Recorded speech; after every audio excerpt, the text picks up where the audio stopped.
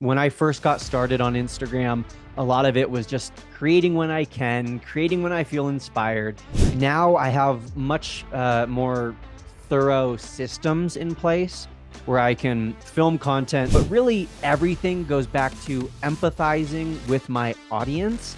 And most specifically for me, as someone who solves problems, I think as entrepreneurs, that's our job. We're paid problem solvers. And the problem that I'm solving is people don't know how to grow on Instagram. They don't know how to make money on Instagram. So that's the problem I'm solving.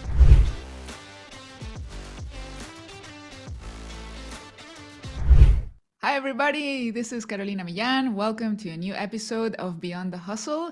And today I have very special guest, Brock Johnson. He's an Instagram growth coach. He's helped tens of thousands of people grow their presence on Instagram and use it for their businesses. So, how are you today, Brock? Carolina, I am so good. I'm so excited to be here and so excited to get to talk about all things Instagram today. It should be fun.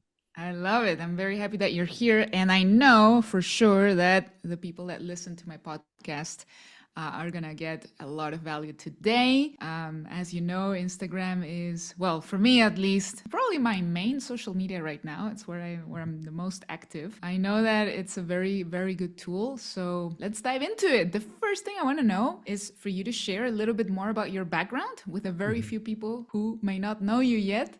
So if you can share a little bit about your story and what led you to get into Instagram as well. Well, thank you for that. So my story really started in, I would say, 2018 when I began Instagram coaching. At the time, I had maybe 30 or 40,000 followers myself, and I began putting out courses to teach people how to grow on Instagram and offering one-on-one coaching where I could really get hands-on with students and help them grow. And over the next few years, I continued doing this. I worked with over 500 different creators and business owners over this time. Business was going great, but then 2020 hit and Instagram released Instagram Reels. And I decided to really start taking Instagram seriously. I had graduated from college at this point. And I decided that I was going to make it my full-time career, make it my real full business. And my Instagram really blew up from there. I grew from, at the time, 60,000 followers at the beginning of 2020 to now today over 700,000 followers on Instagram. And that's all 100% organic growth through just a few different strategies that I've been putting in place over the years. And I've continued to do coaching. And now here we are in 2024. And I'm still posting that consistently. Yeah. But one thing that's remained constant is that consistency is king. And it is true that the more you post, the more you grow. Do you think you could walk us through your content strategy? Like, how do you plan the posts that you're going to make? Totally. How do you create them? And how do you come up with ideas that actually resonate with your audience? Totally. Yeah. So this is something that's definitely evolved over time. When I first got started on Instagram, a lot of it was just creating when I can, creating when I feel inspired. Right. Now I have much more thorough systems in place where I can film content, but really everything goes back to empathizing with my audience. And most specifically for me, as someone who solves problems, I think as entrepreneurs, that's our job. We're paid problem solvers. And the problem that I'm solving is people don't know how to grow on Instagram. They don't know how to make money on Instagram. So that's the problem I'm solving. But really understanding what my audience is struggling with. What are their fears? What are their concerns? What's currently very annoying to them versus what do they understand? What do they love? What do they relate to? The more I can understand that, the better content I can create. And I think the biggest tip that I can actually give here is to stop trying to create new content. People are always trying to come up with new ideas, new things to talk about, new fresh reels, when most of us have been posting content for probably at least a few months, if not a few years. We've posted great things before. We've posted reels that did really well before. So you should just post them again or recreate a refreshed version of that. And that was my next question, actually. What's your advice for people with a smaller audience who want to be seen, besides consistency and besides frequency? Yeah, there's a few things. First and foremost, looking at the content itself. The most important part of the reel is the hook. So those first 3 seconds, if it's like a direct to camera talking head video, can you swap out that hook with a new one? Can you do a new sentence at the beginning, something that's more engaging, something that's going to grab people's attention? But besides those things, a really underrated tool is collaborating with others and collaborating with other creators who, even if they don't have a big following themselves, if they're equal to yours, you can reach a lot more people very sustainably doing collaboration. So I think that's a great tool. And then what we mentioned earlier of share worthy content, that's the ultimate way to reach new people, because then you're not relying on the algorithm Mm, to show you to people and to determine like who should see your posts. absolutely. What would you say is typically share worthy? Like, Yeah, totally. Great get a question. couple So examples. yeah, there's really four categories of share worthiness, four things that are typically most share worthy. Number one is informative content. You can think of it like breaking news or pop culture. Number two is relatable content or content that people strongly agree with. Now, in order for this to happen, you have to actually like take a side. You have to share your Yeah. opinion, which is scary sometimes, but as long as it relates to your niche, as long as it relates to, the topic of your account, sharing your opinion can be a great way to build community and really make people feel like they understand who you are and your values. The third kind of share worthy post is I like to call it a call to arms. It's essentially being like, I need your help. We need to Mm, support each other. We all need, to pitch in and help out here. These are very popular, and there's tons of more recent examples, but that's a really popular one. And then the fourth final kind of share worthy content is content that evokes strong emotions. Very emotional content, whether it's super positive or super negative, is often very share worthy. mhm. Absolutely. Yeah, totally. I think I like having a mix of content that is useful, valuable content, and that it's Mhm. about business and strategy and the things that I talk about. But every now and then, it's nice to have something. It might be a little unrelated, but to make people see that you're also human, that you also Thousand consume percent. some funny things, right? 1000%. I totally Yeah, agree. and sharing maybe once in a while a personal story, so I think Yeah. that's also cool. So what do you think about, because I was watching this video from Gary Vee, I follow him very closely. He posted this video, I don't know if it was yesterday or the day before, talking about AI influencers, that Mm, oh, in 2034, like there are going to be so many AI influencers and people are going to follow them and there are going to be more of those than humans or whatever. yeah. What do you think about that, about people actually following an AI, 100% AI that doesn't even exist? Yeah, it's crazy to think about. I think the one thing that we as entrepreneurs have to keep in mind is that, and I love this quote, I didn't come up with it, but I love repeating it. AI will not replace us, but other people using AI will replace us. And Mm, so when it comes to AI, I think that we should recognize that there are definitely some very scary use cases, and yeah. it's crazy to think about the possibilities. But with that healthy amount of fear, we should still experiment with it. We should still play with it because it can be a very useful tool for saving time and energy and creativity. Mm, But I could very easily see 10 years from now lots of AI influencers. yeah, it's crazy. So another thing that's big for people when creating content is monetization. So can you share some insights, some advice on how people can monetize their, particularly of course, their Instagram presence Mhm. and their personal brand? Absolutely. So, the best way to monetize your platform is through selling something. Now, when you're first getting started, I think it's usually easiest to sell someone else's something. So rather than creating your own product, Mm. it's easier to do things like affiliate marketing than it is to go down the route of creating your own business or product.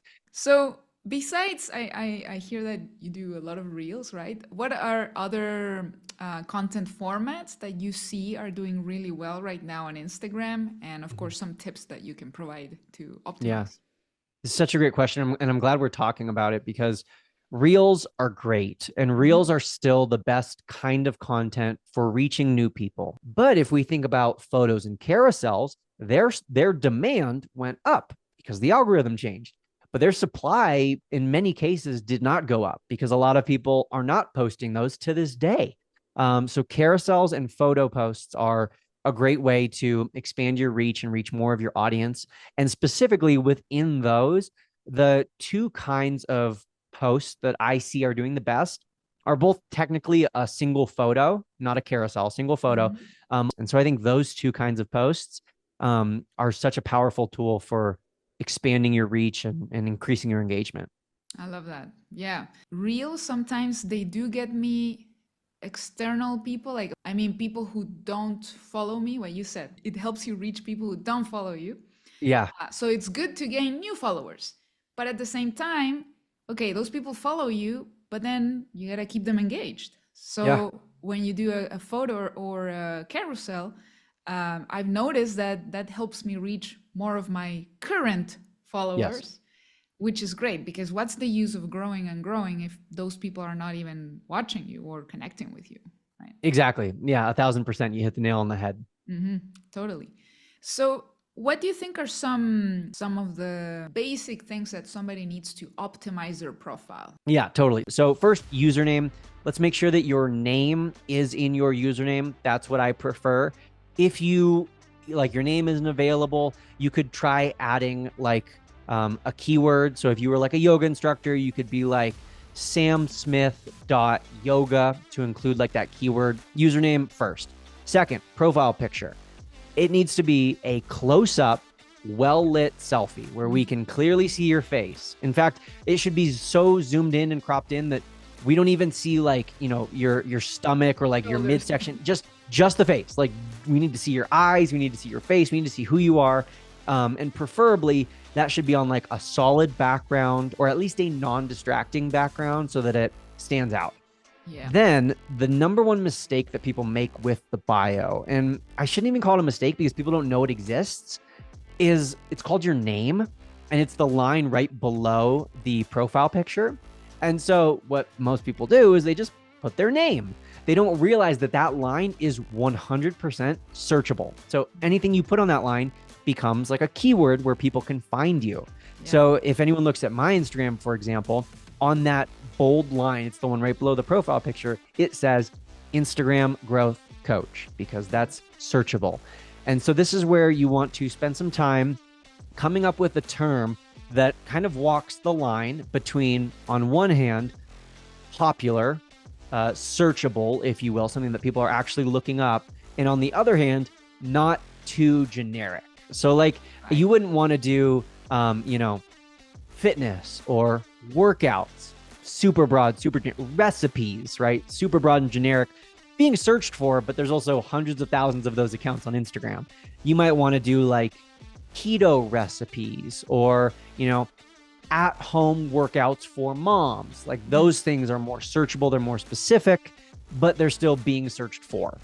So that's what goes on that line. And then for the actual bio, 4 lines or less. If you go more than 4 lines, Instagram will cut it off. Yeah. And no one's reading the ... more. No one's taking that much time. Nobody's really clicking on that. Yeah, no one's doing that. It's like, if you're driving by a billboard on the freeway, you're not going to like take the time to like read a paragraph, right? You want bullet points.